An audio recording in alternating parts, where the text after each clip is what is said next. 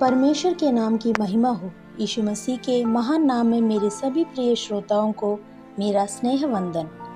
उत्पत्ति की पुस्तक 16वां अध्याय का 7 से 9वें वाक्य तक पढ़ना चाहूंगी। तब यहोवा के दूत ने उसको जंगल में शूर के मार्ग पर जल के एक सोते के पास पाकर कहा, हे सारा की दासी हाजिरा, तू कहाँ से आती और कहाँ को जाती है? उसने कहा, मैं अपनी स्वामिनी सारे के सामने से भाग आई हूँ। यहोवा के दूत ने उससे कहा, अपनी स्वामिनी के पास लौट जा और उसके वश में रह।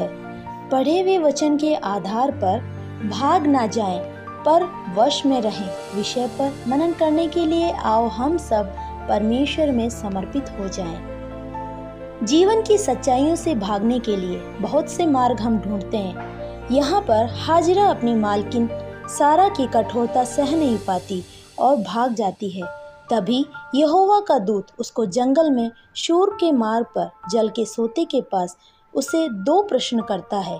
पहला, तू कहाँ से आती है? और दूसरा, तू कहाँ को जाती है? यहाँ यह 2 प्रश्न दूत हाजिरा से पूछता है। इसका मतलब यह नहीं कि इस प्रश्न का जवाब परमेश्वर को पता नहीं है, लेकिन हाजिरा को खुद यह बोध हो, इसलिए दूत ने यह प्रश्न हाजिरा से पूछा कि तू कहाँ से आई है। इस प्रश्न के द्वारा उसके बीते कल को याद दिलाता वह तो कहाँ को जाती है, इस प्रश्न के द्वारा उसके भविष्य को वह दूत यहाँ उसे याद दिलाना चाहता है। प्रियो, यह प्रश्न हम में से पहले हम कहाँ थे और क्या थे, और अब परमेश्वर ने हमें क्या बना दिया है, और हमारे भविष्य में हम क्या बन जाएंगे और हमें परमेश्वर क्या बनाना चाहता है, ऐसी एक विशेष चिंताएं आज आपके मन में उजागर हों। आज हम कैसे भी परिस्थिति को झेल रहे हों, हो सकता है वह हमने ही पैदा की हो या फिर हमारे द्वारा पैदा ना की गई हो। जो भी हो, हमारी किसी भी परिस्थिति में परमेश्वर उसका उपयुक्त उपाय ढूंढने में विश्वास योग्य है। इसी पर विश्वास कर उसके वश में रहें। यहोवा के दूत ने हाजिरा को उस जंगल में देखा और उसकी व्यथा को सुना। फिर भी दूत ने उससे कहा, अपनी स्वामिनी के पास लौट जा और उसके वश में रह। यहाँ पर हाजिरा सारा के वश में रहेगी, तभी परमेश्वर जो हाजिरा के प्रति चाहता है उसे पूर्ण कर पाएगा।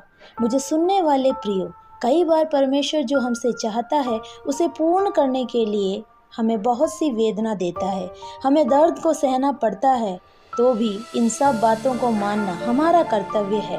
हमारे उद्देश्य और हमारी कल्पनाओं के विपरीत होगी परमेश्वर की इच्छाएं, फिर भी उसका अनुसरण करें। आज हम जो विशेष परिस्थिति का सामना कर रहे हैं, परिस्थितियों से भी परमेश्वर के कुछ उद्देश्य हैं, इसलिए धैर्य के साथ अनुसरण करते रहें। साहसी बनकर परमेश्वर के उद्देश्यों से भाग न जाना, ऐसी गलती न करना। परमेश्वर की इच्छाओं के लिए परमेश्वर के ही वश में रहें। मेरे प्रिय श्रोता, आज आप अपने परिवार में, समूह में त्याग दिए गए होंगे, निंदा के पात्र होंगे। जैसा भी हो, परमेश्वर के वश में रहें। आज जो परेशानियां आप झेल रहे हैं, उनको सुलझाने का रास्ता ना पाकर जो सांसारिक लोग करते हैं, मदिरा और आत्महत्या, शैतान आपके हृदय में, आपके चिंतन में भी लाने का अवसर उसे ना दे। परमेश्वर की बाट जो है, कितने ही लोग अपनी परिस्थितियों से छुटकारा पाने के लिए शराब और नशे की दवाइयाँ और आत्महत्या कर अपने परिवार को और अपने बच्चों को अनाथ कर बहुत ही दयनीय अवस्था में अपने परिवार को लाकर छोड़ देते हैं। इसीलिए दूसरे जिस तरह की कठोरता को अनुभव कर रहे हैं, परमेश्वर के वश में रहें। मैं ढूंढ कर आने वाला परमेश्वर का एक शब्द है, तुम्हें ढूंढ कर आने वाला परमेश्वर की एक उपस्थिति है। आंखें बंद करें, प्रार्थना करें। हे पिता, इस सुबह दिए इस वचन के लिए तेरा धन्यवाद। धैर्य के साथ परमेश्वर के वश में रहने के लिए, जैसे दूसरों के द्वारा दी गई हर प्रकार की परेशानियां या कठिनाइयों को बहुत ही क्षमता के साथ सहन करने की विशेष कृपा प्रदान करें। परमेश्वर के कार्यों को प्रकट करें। यीशु मसीह के नाम में आमीन। Have a blessed day.